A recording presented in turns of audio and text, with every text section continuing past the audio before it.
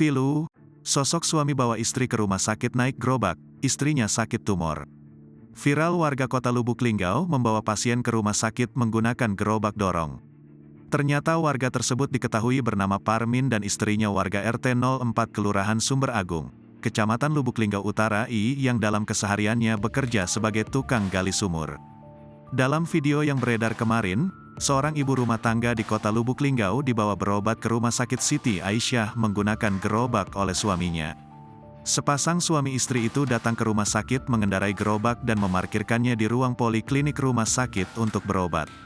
Ketua RT 04 Kelurahan Sumber Agung, Kecamatan Lubuk Linggau Utara 1, Paino membenarkan bila warga viral bawa istri ke rumah sakit adalah warganya. "Iya Pak, benar itu warga saya, namanya Parmin, warga pendatang. Tinggal di lingkungan saya baru 3 bulan terakhir," ungkap Paino saat dihubungi tribunsumsel.com, Minggu, tanggal 28 Januari tahun 2023. Paino menceritakan Parmin hidupnya berpindah-pindah, dulu pernah tinggal di wilayah Kelurahan Ulak Lebar, Kecamatan Lubuk Linggau Barat 1. Kemudian, Parmin pindah ke Kabupaten Lahat dan 3 bulan terakhir pindah lagi ke kota Lubuk Linggau, tepatnya ngontrak di Bedeng RT 04 Kelurahan Sumber Agung. Sekarang dia itu tinggal bertiga bersama anaknya yang masih kecil.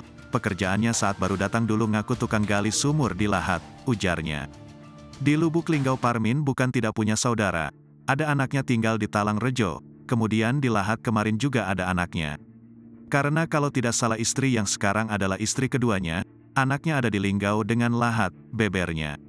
Paino mengaku sudah mengetahui kalau istri Parmin sakit-sakitan. Menurut cerita yang ia dapat, istri Parmin menderita penyakit tumor dan sudah berulang kali masuk rumah sakit.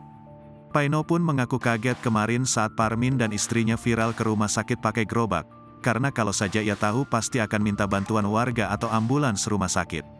Erwin menuturkan pasien itu bukannya didorong menggunakan gerobak ke rumah sakit, melainkan gerobaknya ditarik menggunakan motor.